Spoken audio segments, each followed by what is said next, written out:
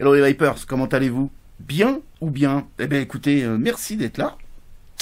Aujourd'hui on va aller faire un petit tour chez Oumier. Et chez Oumier on va aller voir le Wasp Nano RDTA. Un petit ato reconstructible vraiment orienté saveur. Pas forcément grosse vape, on est bien d'accord, mais plutôt saveur. Single coil, facile à monter, on va voir ça. Hein. D'autant plus que le prix est plutôt intéressant, à moins de 20 euros, 19,90 €, notamment chez notre partenaire. On va tout de suite aller voir un petit peu ce qui se passe au niveau de l'unboxing, tout simplement. Alors voilà, la petite boîte du Wasp Nano, boîte en carton. Hein, ici vous avez le détail de certains coloris parce qu'il en manque un. Il y a en fait en couleur vous aurez le noir, le blanc, le doré et l'acier. Ici on va avoir ce que contient un petit descriptif de ce que contient la petite boîte. Ici on va avoir le site de chez Oumier Vape. Ici le scratch and check et puis le QR code comme d'habitude.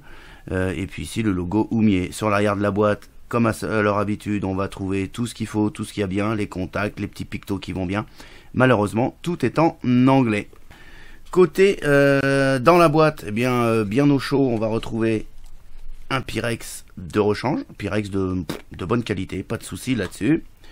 On va également retrouver donc bien évidemment le Wasp Nano RDTA. Et pour finir l'unboxing, il suffit d'enlever la mousse. On va donc découvrir un petit sachet de coton, puis également le petit sachet de spare avec tout ce qu'il faut, les petites vis de rechange, les joints de rechange.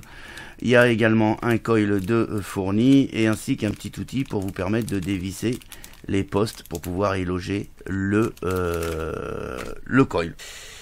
Alors au niveau de l'atto par lui-même, eh bien on a donc un top cap en polycarbonate, hein, tout simple, c'est pas du Delrin, c'est rien, c'est du plastique plutôt bien fini. On s'apercevra ici qu'on a donc deux airflow, ok, et puis ici un drip type propriétaire on va dire, mais à savoir que sur ce top cap ici vous pourrez venir y mettre un drip type 510 de votre choix. Ça c'est plutôt bien pensé. Si je trouve un drip type que j'avais préparé, un drip type avec une connexion 510, comme vous pouvez le voir, ça vient se loger dessus. Au niveau du deck, le deck, si vous connaissez le Wasp Nano, il n'y a rien qu'à changer, hein, c'est exactement pareil. Vous avez ici deux positions pour pouvoir venir mettre vos coils en dévissant tout simplement les vis là. Ici on a les arrivées d'air également qui vont venir frapper le coil sur les côtés, hein, pleine pêche. Voilà, ici sur l'RDTA que vous n'avez pas sur le Wasp Nano normal, vous avez cette petite pièce là. J'ai cherché longtemps, je vois pas du tout à quoi ça sert, mis à part venir étrangler le coton. J'ai pas trouvé à quoi ça pouvait servir. Et puis ici on a en dessous donc le tank de 2 ml. Sur l'arrière de l'atto, on va avoir marqué donc Wasp Nano, les petits pictos qui vont bien, RDTA. Comme on peut voir la connexion ici, le pin 510 dépasse. Vous pourrez le monter donc même sur un mode méca, il n'y a aucun souci, on sera quand même côté sécure, on sera pas mal, ça dépasse suffisamment. Pour l'ouvrir, eh bien il suffit tout simplement de dévisser. Ça se dévisse, voilà. Il n'y a pas besoin de dévisser le pin. Tac, et on enlève le Pyrex. Et puis ensuite, ici c'est pareil, hein, les filetages sont de bonne qualité. Pas de souci, si on a un joint torique qui va permettre l'étanchéité. Et puis là on voit un petit peu mieux la pièce que je vous faisais voir tout à l'heure. Quand on tourne sur le dessus, voilà. Ici donc va passer le capillaire. Mais voilà, si vous fermez là, vous allez étrangler votre coton et le jus va avoir du mal à remonter sur votre coil. Donc je vois absolument pas à quoi ça sert. En tout cas pour moi ça n'a aucune utilité. Pour le remonter, rien de plus simple, hein. Vous repositionnez votre Pyrex et puis vous venez remettre le bottom, tac, et puis vous le vissez tout simplement. Voilà, les filetages rien à dire dessus. Voilà, si on rentre un petit peu dans les caractéristiques, hein, les dimensions de cet ato, on est sur un ato donc de diamètre 22 mm avec une hauteur de 31,5 mm quand il est dans cette configuration là. On a un poids de 26 grammes, donc autant vous dire que c'est plutôt quelque chose d'ultra léger. Bon, en même temps on est sur quelque chose de petit, donc on est pas mal. Donc il est composé en acier inox, pas de souci, polycarbonate ici au niveau du top cap, ainsi que le Pyrex. Voilà, les airflows, les deux airflows ici réglables. Voilà. Donc vous l'aurez compris, ils viennent directement frapper vos coils de chaque côté. Voilà. Ils ont donc une longueur de 6 mm et une hauteur de 2,5 mm. Donc c'est assez important. On est quand même sur une vape restrictive, hein. On n'est pas sur, je le répète, on n'est pas sur un ato orienté grosse vapeur, mais plutôt saveur. Je dois dire que là-dessus, il tient bien ses promesses. Ce qu'on va faire, c'est qu'on va tout simplement se faire un petit montage. Alors le montage va être plutôt simple, vous l'aurez compris. Donc je viens chercher dans le sachet de spare, sur lequel moi j'ai fait un tour de plus. D'accord ? Normalement il y a un tour de moins, moi j'ai fait un tour de plus parce que ça me semblait être un peu bas. Donc c'est un coil qui est fait sur un axe de 3 mm. Voilà. Et puis il suffit tout simplement de glisser vos coils bien d'un côté et puis venir le mettre de l'autre. Et ça vous donne quelque chose comme ça en fait, hein, tout simplement. Il n'y a rien de bien compliqué. C'est l'avantage aussi, c'est que c'est pourquoi pas un petit ato que même si vous commencez dans le reconstructible, vous pourrez tout à fait acquérir. Parce qu'il se monte très très facilement. On serre les coils. Voilà, on serre bien. La visserie a l'air de bonne qualité. On est sur des vis à tête plate. Mais en tout cas, ça a l'air d'être de la bonne qualité. On va regarder ici en valeur ohmique. On est à 0,54. Voilà à peu près ce que donne le montage. Oui, hein, c'est plutôt aisé. On peut rentrer des fils quand même assez gros. Donc là, un coil de 3 sur un axe de 3, ça rentre tranquille. Et puis ici, il suffira juste de couper les petits excédents. Ensuite, on peut se faire un petit rodage, hein, vite fait.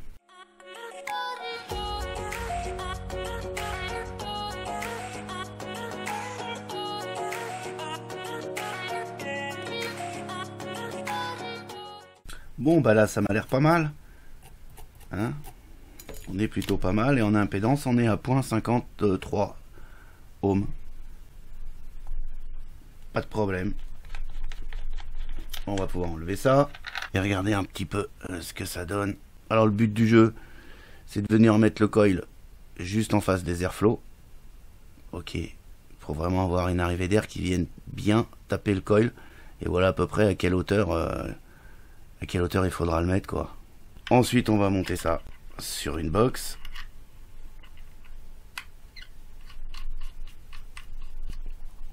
Ouais, on est à point. Là, on est à 0,49. Une petite différence par rapport à ma table. Et puis ensuite, il suffit tout simplement d'y faire un petit cotonnage. Et c'est là qu'on va s'apercevoir que c'est là la grosse difficulté.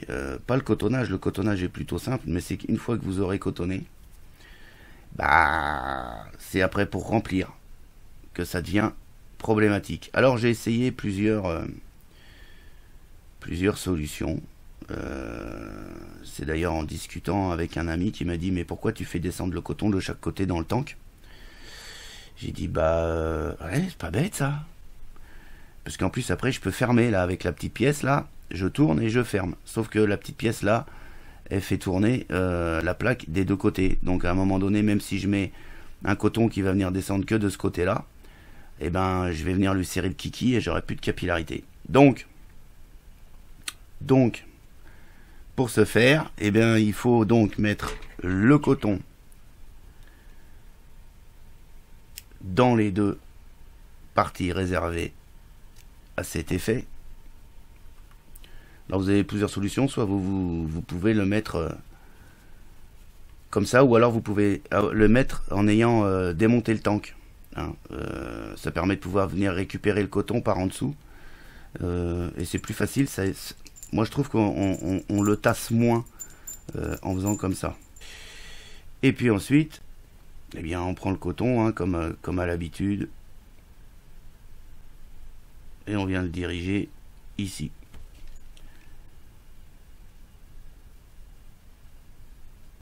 Et puis après ensuite, ici, vous voyez, c'est plus facile de récupérer le coton par là. Ça fait qu'au-dessus,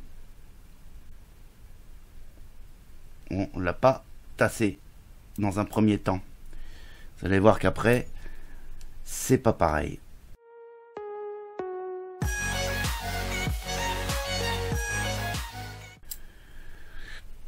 Voilà, le cotonnage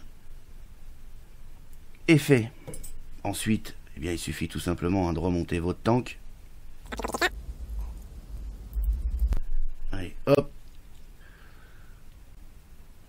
Voilà, bah maintenant il ne reste plus qu'à y mettre le liquide. Et alors là, pour y mettre le liquide, deux solutions. Soit vous prenez une petite fiole de 10 ml avec des petits embouts qui vont bien, comme ceci. D'accord? Soit on peut se dire que prendre une choubi.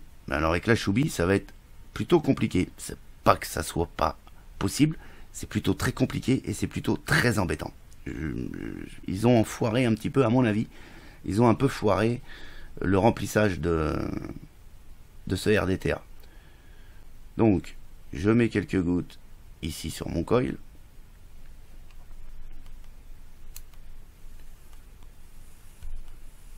Voilà. Et après, le but du jeu, bah, c'est de venir mettre ici également à l'endroit où on a mis le coton, et pour pouvoir venir remplir le tank. Pour remplir le tank. Et c'est pas facile parce qu'il y a le coton. Donc ça passe aussi avec une choubi, hein. Mais c'est pas facile. Il faut faire... et on a tendance souvent à le faire déborder. Et puis également, comme vous pouvez le voir, à tasser le coton quand vous avez fait votre remplissage. Voilà ce que ça donne au niveau du coton, forcément, puisqu'il a fallu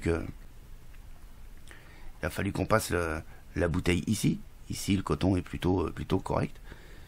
Et puis ici, bah, il est écrasé. Normal, jusque-là, vu la configuration, on peut pas vraiment faire autrement. Donc, je vais y en mettre parce que là, le coton a aspiré un peu. Voilà. Pour mettre 2 ml, c'est un petit peu... bah, c'est pas facile du tout, quoi.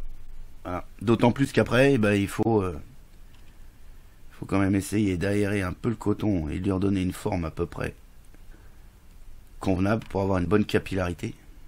Parce que s'il est trop tassé, ça va pas le faire. Voilou.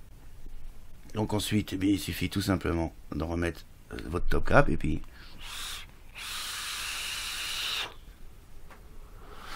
ça va très très bien. Un très bon rendu de saveur.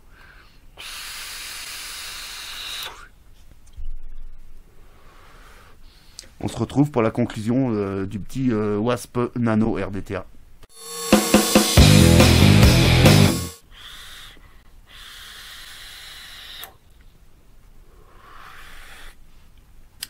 Voilà, alors ce petit Wasp Nano RDTA est exactement le même rendu de saveur que le premier de ce nom, le Wasp Nano. Un rendu de saveur qui est vraiment très bon.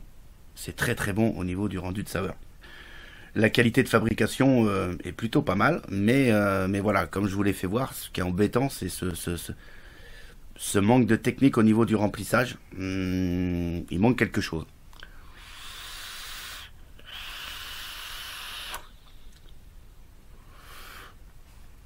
La petite plaque là que je vous ai fait voir, que vous pouvez manœuvrer, elle pourrait faire un office plutôt pas mal. C'est-à-dire qu'au lieu de descendre les coils de chaque côté dans le réservoir, on le ferait descendre que d'un côté, on fermerait la petite porte pour éviter que le juice se renverse quand vous mettez votre box comme ça sur une table ou dans votre poche. Mais comme cette petite pièce qui se referme d'un côté, elle se referme aussi de l'autre. Et vous aurez compris que quand vous allez la refermer de l'autre côté, vous allez pincer votre capillaire, hein, votre coil, vous allez étrangler le coton et le jus va avoir du mal à monter, tout simplement.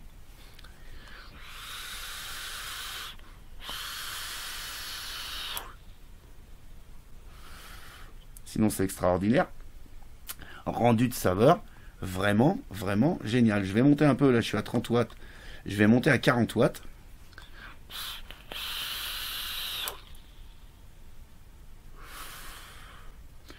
Bonne densité de vapeur. No problème. Sauf que, voilà. Moi, ce qui me gêne le plus sur cet atomiseur, c'est surtout le remplissage. Le reste, voilà.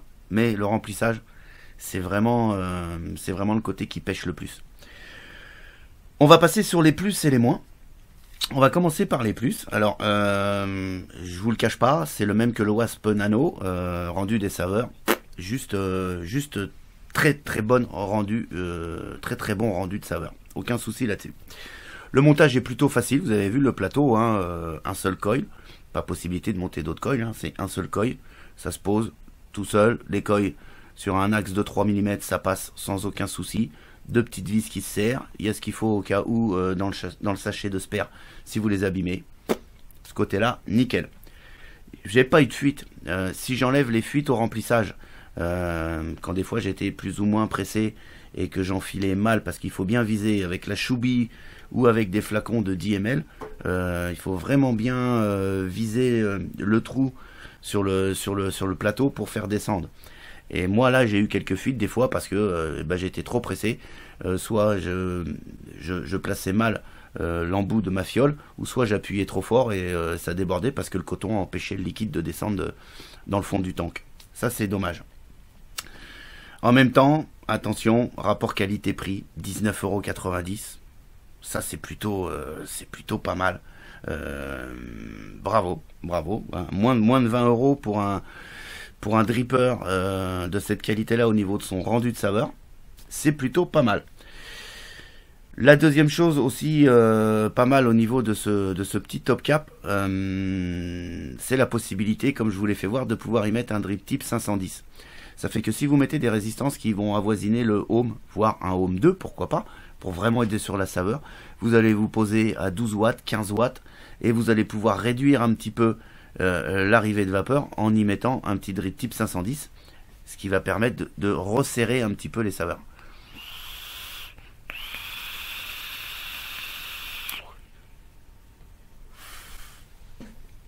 Ça c'est un plus aussi, c'est pas mal.